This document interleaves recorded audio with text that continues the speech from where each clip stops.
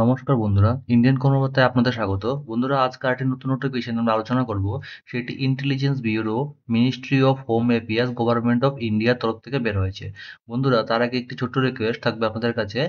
যারা চ্যানেলটিতে নতুন এসেছেন, চ্যানেলটি সাবস্ক্রাইব করে নোটিফিকেশন আইকনটি ক্লিক করে রাখবেন পরবর্তী নোটিফিকেশন সময় মতো পাওয়ার জন্য। বন্ধুরা, যে পোস্টটা নিয়ে আমরা আলোচনা করবো সেটি জুনিয়র ইন্টেলিজেন্স অফিসার গ্রেড 2, ঠিক আছে? চলুন দেখে নিচ্ছি বিস্তৃত কিভাবে অ্যাপ্লাই করবেন, কতটা পোস্ট আছে কি। এখানে বন্ধুরা ওয়েবসাইটগুলির নাম দেওয়া আছে www.mha.gov.in অথবা www.ncs.gov.in। এই ওয়েবসাইটে গিয়ে আপনারা দেখতে পারেন। আমি সবগুলি লিঙ্ক ডেসক্রিপশনে দিয়ে রেখেছি, সেখান থেকেও আপনারা দেখে নিতে পারেন, ঠিক আছে? চলুন বিস্তারিত দেখে নিচ্ছি কিভাবে অ্যাপ্লাই করবেন আর কতটা পোস্ট আছে। ক্লাসিফিকেশন এখানে দেওয়া আছে যে general central service, group C post, non gazetted, non ministerial post, এটা ঠিক আছে। পে স্কেলটা আপনাদের দেওয়া হবে লেভেল 4 অনুযায়ী। এটা হবে 25,500 থেকে 81,100 টাকা, ঠিক আছে। In the pay matrix plus admissible central government allowance, সাথে আপনারা বিভিন্ন রকম অ্যালাউন্স পাবেন। Special security allowance at the rate 20% of basic pay, ঠিক আছে। সাথে অন্যান্য যারা অন্যান্য যা আপনাদের অ্যালাউন্স আছে সেটাও আপনারা পাবেন, ঠিক আছে। তো দেখে নিচ্ছি বিস্তৃত আর কি কি পোস্ট আছে এখানে। নাম্বার অফ ভ্যাকেন্সি আছে টোটাল এখানে 394, 394টা পোস্ট। এর মধ্যে ইউআর ক্যান্ডিডেটের জন্য 157, ইডাব্লিউএস 32, ওবিসির জন্য 117, এসসিদের জন্য 60, এসটিদের জন্য 28টা পোস্ট সংরক্ষিত। এখানে এডুকেশন কোয়ালিফিকেশনটা যেটা লাগবে সেটা হচ্ছে diploma in engineering in the fields of electronics অথবা ইলেকট্রনিক্স অ্যান্ড টেলিকমিউনিকেশন অথবা ইলেকট্রনিক্স অ্যান্ড কমিউনিকেশন অথবা ইলেকট্রিক্যাল অ্যান্ড ইলেকট্রনিক্স অথবা ইনফরমেশন টেকনোলজি আইটি অথবা কম্পিউটার সায়েন্স নিয়ে যারা পাশ করেছেন অথবা কম্পিউটার ইঞ্জিনিয়ারিং করেছেন অথবা computer applications from a government recognized university or institute, ঠিক আছে। এবং যারা এটা হচ্ছে একটা প্রসিডিউর, অথবা যারা ব্যাচেলার্স ডিগ্রি আছে ইন সায়েন্স উইথ ইলেকট্রনিক্স অথবা কম্পিউটার সায়েন্স অথবা ফিজিক্স অথবা mathematics from a government recognized university or institute, অথবা যারা ব্যাচেলার ডিগ্রি করেছেন in computer applications from a government recognized university or institute, সেখান থেকেও পাশ করেছেন, তারাও ইলিজিবল পোস্টের জন্য অ্যাপ্লাই করার জন্য, ঠিক আছে। বয়স সীমা দেওয়া হয়েছে 18 থেকে 27 বছর, কিন্তু রিল্যাক্সেশন আছে এসসি এসটিদের জন্য 5 ইয়ার্স, 3 ইয়ার্স আছে ওবিসি ক্যান্ডিডেট জন্য, ঠিক আছে। বন্ধুরা, এখানে বলা হয়েছে যে যারা গভর্নমেন্ট হোল্ডার চাকরি করছেন অলরেডি, তারা যদি এলিজিবল করেন তাদের জন্য ম্যাক্সিমাম আপার এজ লিমিট থাকবে 40 ইয়ার্স, ঠিক আছে। তারপর যারা ইডাব্লিউএস ক্যান্ডিডেট আছেন, the age limit relaxable age 35 years, UR candidate at 38 years for OBC and 40 years for SC ST candidate. In case of যারা উইডো আছেন বা ডাইভোর্স ওমেন আছেন বা ওমেন জুডিশিয়ালি সেপারেটেড, এরকম কেউ যদি থেকে থাকেন তাদের জন্য এই ক্রাইটেরিয়াটা ফুলফিল করবে আর কি, ঠিক আছে। দেখে নিচ্ছি বিস্তৃত বাকি কি আছে। বন্ধুরা, এখানে বলা হয়েছে যে দ্য পোস্ট অফ জিও, যে পোস্টটা আমি বললাম এখন, tag is not identified suitable for category of persons with benchmark disability. যারা পিডাব্লিউডি আছেন তারা এলিজিবল না অ্যাপ্লাই করার জন্য, এখানে স্পষ্টত মেনশন করে দিচ্ছে they need not to apply, okay. The number of vacancies is professional and liable to change. মানে এখানে বলা হয়েছে যে কোনো সময় যে 394 পোস্টটা আছে এটা বাড়তেও পারে কমতেও পারে, ঠিক আছে। তারপর এখানে বলা হয়েছে যে একটা আপনার বেস ডেট দেওয়া হয়েছে 14/9/25, এর মধ্যেই যারা পাস করেছেন বা সার্টিফিকেট পাবেন তারাই শুধু এলিজিবল। যেমন ডিগ্রি করুন বা ডিপ্লোমা করুন যাই আছে, সব সার্টিফিকেশন এর এই ডেটের, এই বেস ডেটের আগে থাকতে লাগবে বা অন ডেটও থাকতে হলে আপনারা পাবেন, ঠিক আছে। হ্যাঁ, চলুন দেখে নিচ্ছি বিস্তৃত। তারপর আছে, হ্যাঁ, কিভাবে হবে। এখানে 3টা টায়ারে আপনার এক্সামটা হবে, কন্ডাক্ট করবে। টায়ার 1, টায়ার 2, টায়ার 3, ঠিক আছে। এর থেকেই ফাইনাল মেরিট লিস্ট তৈরি করা হবে। আমি সবগুলি পয়েন্ট হাইলাইট করেছি যেগুলি মেইন, ঠিক আছে। বাকি আপনারা অ্যাডভার্টাইজমেন্টটা আবার দেখতে পারেন, আমি তো ডেসক্রিপশনে নোটিফিকেশনটা শেয়ার করে রেখেছি। আমি শুধু মেইন মেইন টপিকগুলো আলোচনা করছি। কিভাবে এক্সামিনেশনটা কন্ডাক্ট হবে, tyre of scheme of examination. এখানে টায়ার 1 এক্সামিনেশনটা হবে, সেক্ষেত্রে আপনার 100 মার্কস সিকিউর করতে হবে, সরি 100 মার্কস থাকবে, আর 2 আওয়ার্স সময় পাবেন। সেক্ষেত্রে অনলাইন এক্সামিনেশনটা হবে MCQ based, 100 question based on general mental ability, এখান থেকে 25% আসবে। Combination of subjects per essential qualification, এখান থেকে আসবে 75 মার্কস। ঠিক আছে, নেগেটিভ মার্ক অবশ্যই আছে, 1/4 করে আপনাদের রং আনসার করলে কাটা যাবে। এটা হচ্ছে টায়ার 1 এক্সামিনেশন ক্ষেত্রে। আর টায়ার 2 এক্সামিনেশন হবে স্কিল টেস্ট। ঠিক আছে, এখানে আপনাদের it would be practical based on the technical in nature, concurrent with the job profile. আপনারা যে জব প্রোফাইল করছেন বা যে ডিপার্টমেন্ট আছেন সেই ডিপার্টমেন্ট অনুযায়ী সেইটা কোশ্চেন সিলেক্ট করা হবে। এখানে 30 নম্বর থাকবে। ঠিক আছে, ঠিক আছে।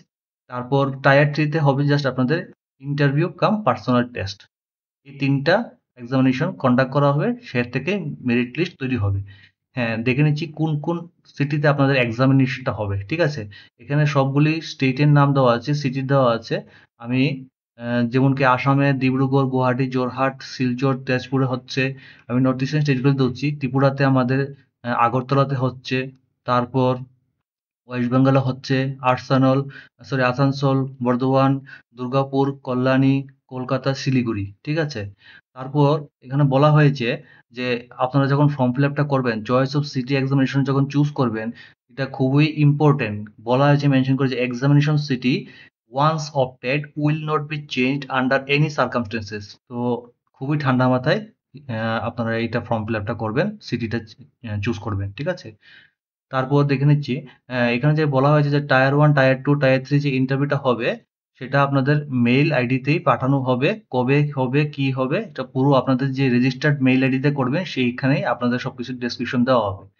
সিলেকশন ক্যান্ডিডেট বলা হয়েছে যে যেটা বললাম, টায়ার 1 প্রসিডিউরের যে এক্সামিনেশনটা হবে, সেখানে 1/4 তো রং নাম্বারের জন্য কাটা যাবে। এটা হাইলাইট করে রেখেছিলাম, ওটা উপরেও দিয়েছিল, আবার এখানে মেনশন করে দিয়েছে।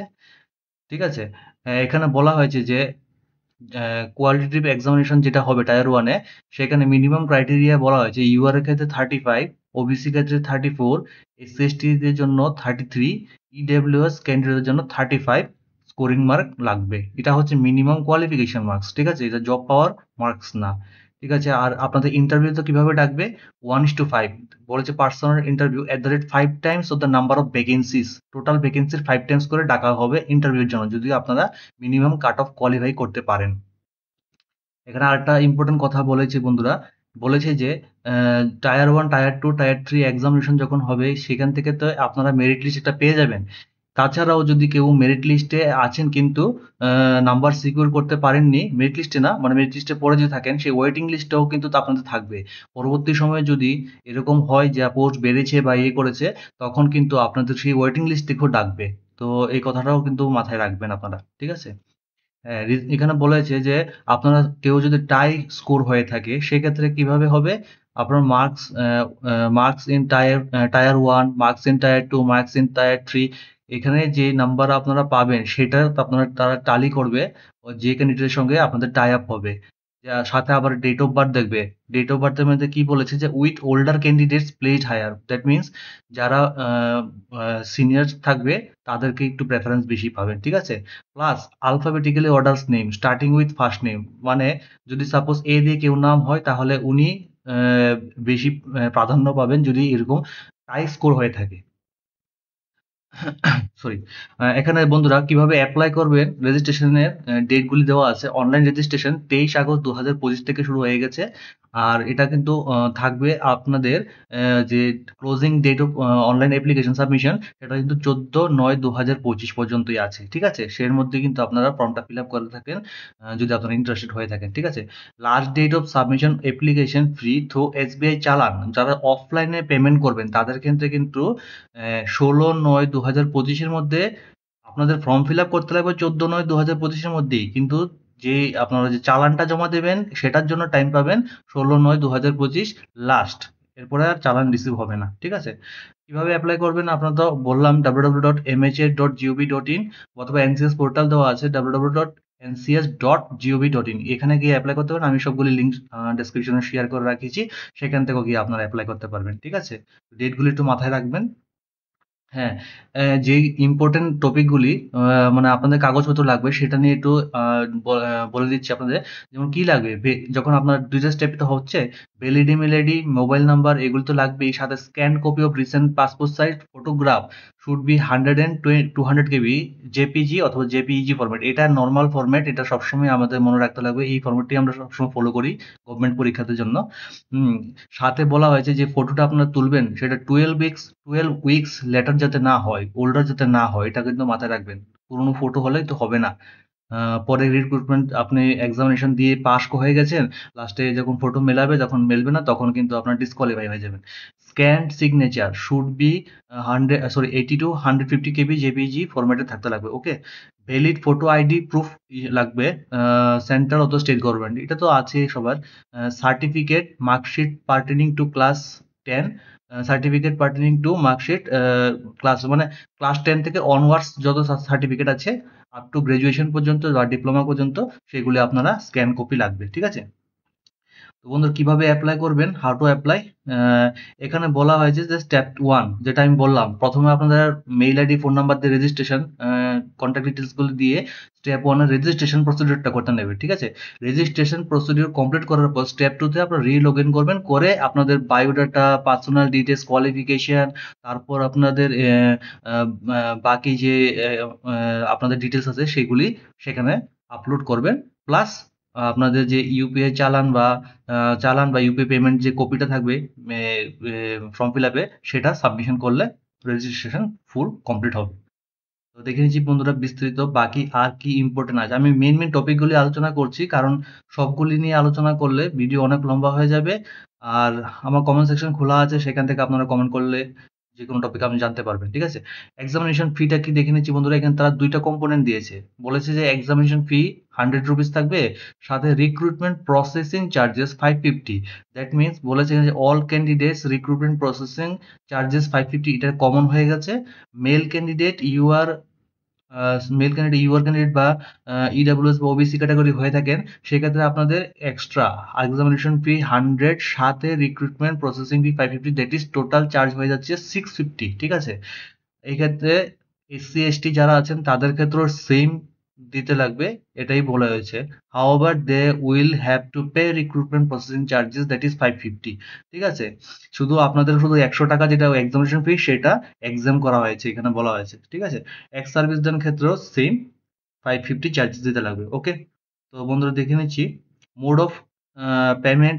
আপনারা দুই রকম করতে পারেন, অফলাইন যেটা বললাম এসবিআই এর মাধ্যমে চালান কেটে পারবেন, বা অনলাইন যারা করতে চান অনলাইনে করতে পারেন। তো এতটুকু পর্যন্তই বন্ধুরা, এখানে আমি মেন টপিকগুলি আলোচনা করেছি, বাকি এখানে শুধু ডিটেলস দেওয়া আছে কিভাবে কিছু ডকুমেন্টেশন আপলোড করবেন, বা ডকুমেন্টেশনগুলি কি কি কেবিতে থাকে সেইগুলি নিয়ে বিস্তৃত দেওয়া আছে। আর কিছু ফরম্যাট দেওয়া আছে, যাদের কোনো ক্লেম থাকে যে এসসি সার্টিফিকেট বা আপনাদের ওবিসি ক্যাটাগরি আছেন তাদের জন্য কিছু কিছু ফরম্যাট এখানে দেওয়া আছে। তো আমি সেগুলিতে আর যাচ্ছি না, মেন টপিকগুলি আলোচনা করে নিয়েছি। তো বন্ধুরা আজকে এতটুকু পর্যন্তই, ধন্যবাদ।